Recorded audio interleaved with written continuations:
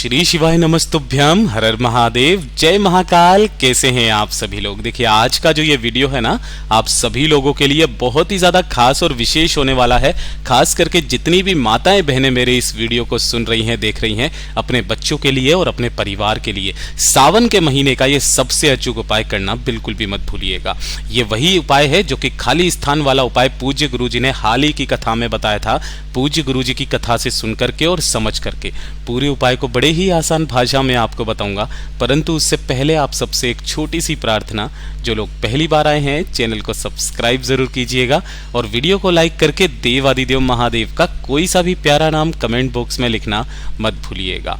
इस पूरे वीडियो में हम 3 महा उपायों के बारे में बात करेंगे, जो ना सिर्फ आपके बच्चों से संबंधित सारी समस्याओं को दूर करेगा, आपके घर में चलने वाली बीमारियों को दूर करेगा, और अगर आपकी किस्मत आपका साथ नहीं दे रही है, बहुत बुरा वक्त चल रहा है, तो आपके पूरी किस्मत के भी 4 चांद लगा देगा। सबसे पहले बात करते हैं पहले वाले उपाय की। देखिए पहला वाला जो उपाय है ना, जितनी भी माताएं बहनें इसे सुन रही हैं, अपने बच्चों के लिए करना है। पूज्य गुरुजी ने कथा के अंदर कहा था, जो कि अभी पूज्य गुरुजी की कथा छत्तीसगढ़ के अंदर चल रही है, कि अगर आपके कोई बच्चा है जो कि पढ़ाई लिखाई में काफ़ी ज़्यादा कमज़ोर है, कमज़ोर से कहने का मतलब है कि उसके उम्र के बराबर तक की भी उसके अंदर नॉलेज नहीं है, समझ नहीं है, बच्चे में बुद्धि का विकास थोड़ा कम हो रहा है ना।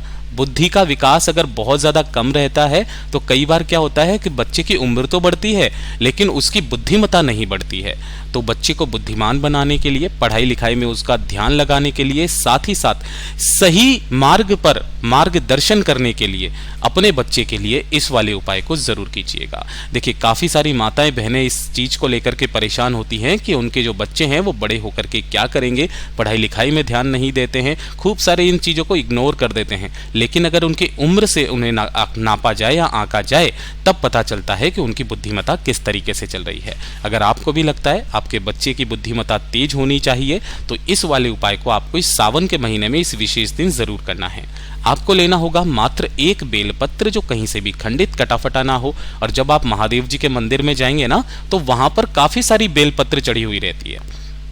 सबसे बढ़िया बात यह है कि इस वाले उपाय को बच्चे को नहीं, उसके माता या पिता दोनों में से कोई भी कर सकता है।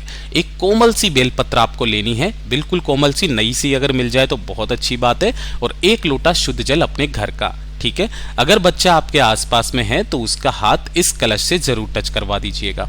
स्पर्श करा करके जब आप महादेव के मंदिर में पहुंचेंगे, शिवलिंग के पास, सावन के किसी भी दिन चले जाना। ठीक है, और ये तो चतुर्थी का दिन है, तो इस दिन विशेष कर चले जाना। गणेश जी का दिन होता है, जो कि बुद्धि के दाता होते हैं। जैसे ही आप यहाँ पर पहुँचोगे, उत्तर दिशा नॉर्थ डायरेक्शन की तरफ मुख करके आपको खड़े हो जाना है। जो पूजा पाठ अर्चना आपको करना है वो पहले कर लेना। अब उपाय करने का एक खास नियम और तरीका। पूज्य गुरु जी ने कहा कि अगर आपके बच्चे में बुद्धि का विकास कम हो रहा है, या फिर उसकी बुद्धि जो है उसकी उम्र से कम है, तो उस बच्चे का नाम और गोत्र बोलकर जो आपने एक बेलपत्र लिया है, उस एक बेलपत्र को इस वाले खाली स्थान पर आपको समर्पित करना है। देखिए ये वाला जो खाली स्थान होता है ना, माता रानी का हस्तकमल ये हो गया, ठीक है, और ये माता अशोक सुंदरी का स्थान हो गया। इन दोनों के बीच में ये जो खाली स्थान होता है, यहाँ पर आपको उस बेल पत्र को समर्पित करने का तरीका क्या होगा कि जो डंडी रहेगी वो माता अशोक सुंदरी के तरफ रहेगी। कोमल सी बेलपत्र को यहाँ पर समर्पित कर देना, और दोनों हाथों में जो आपने 1 लोटा शुद्ध जल लिया है, उस 1 लोटा शुद्ध जल को श्री शिवाय नमस्तुभ्यम का स्मरण करते हुए इस बेल पत्र पर आपको 3 बार में समर्पित करना है ना। 3 बार जल छोड़ना है। पूज्य गुरु जी ने कहा या तो आप 3 लोटे जल समर्पित कर दीजिए, या एक ही कलश में से आप 3 बार जल उसी बेलपत्र पर समर्पित करना। समर्पित करके बच्चे का जब आपने नाम और गोत्र बोला था, कामना बोली थी, इसी बेलपत्र को आपको यहां से उठा लेना है, और उठा करके अपने घर पर जाकर के उस बच्चे को अपनी कामना मन में कहते हुए इस बेलपत्र को खिला देना। इसीलिए कहा था गुरुदेव ने कि कोई कोमल सी अगर आप बेलपत्र लोगे तो बच्चा इजीली खा भी लेगा। आप खुद देखेंगे, सावन के महीने में सिर्फ 1 बार कर लीजिएगा, आपके बच्चे का बुद्धिमानी का जो लेवल है वो अपने आप ही बढ़ जाएगा। पूज्य गुरु जी का बहुत अद्भुत और अचूक उपाय है, जरूर कीजिएगा। दूसरे वाले उपाय को किए बिना आपको जाना ही नहीं है। इस सावन के महीने में आप सभी लोगों को इस उपाय को जरूर करना है। देखिए पूज्य गुरुजी ने कहा, जो इत्र वाला उपाय पूज्य गुरुजी ने बताया था, कि अगर आपके परिवार में कोई भी व्यक्ति बहुत ज़्यादा बीमार रहता है, हमेशा डॉक्टर के चक्कर लगते रहते हैं, अगर आपको कभी जीवन में जाना पड़े किसी भी रिपोर्ट के लिए, चेक कराने के लिए जा रहे हैं, आपको लगता है कि कोई बड़ी बीमारी मेरे शरीर में हो सकती है, थोड़ा सा डर सता रहा है ना, शरीर में किसी भी तरीके की कोई बीमारी के लिए आप चेकअप के लिए भी जा रहे हैं, तो एक काम करके जाइएगा। पूज्य गुरुजी ने कहा आपकी रिपोर्ट जो है ना वो नॉर्मल आएगी, ये शिव तत्व है। एक छोटा सा काम आपको करना है, आपको लेना होगा थोड़ा सा इत्र, है ना। यहाँ पर मैंने सेंट की या डिओडोरेंट की बात नहीं कर रहा हूँ, इस तरीके से जो इत्र की सीसी होती है ना, ये 10 रुपए में आपको बहुत इजीली मिल जाएगी। आपको इस तरीके से इत्र लेना है, कोई सा भी ले लेना, केवड़े को इत्र को छोड़ करके। ये जो केवड़े का इत्र होता है ना, ये केतकी के फूलों से बनाया जाता है, इसलिए इसको मत लेना। इसके अलावा आप चाहे कोई सा भी इत्र ले लेना, गुलाब का, मोगरे का, जिसका भी लेना है, और 1 लोटा शुद्ध जल अपने घर का ले लेना, ठीक है। इन दोनों को लेकर आपको भोले बाबा के मंदिर में जाना है, किसी भी दिन चले जाना, कोई दिक्कत नहीं है। उत्तर दिशा नॉर्थ डायरेक्शन की तरफ मुख करके खड़े होना। पहले 1 लोटा शुद्ध जल भोले बाबा की शिवलिंग पर अपना नाम और गोत्र बोल करके समर्पित कर देना, ठीक है। जो भी जल समर्पित हो जाए बाबा की शिवलिंग पर से, तो जितना भी जल आप अपने दाहिने हाथ की हथेली पर रोक सको रोकना और उसका आचमन कर लेना।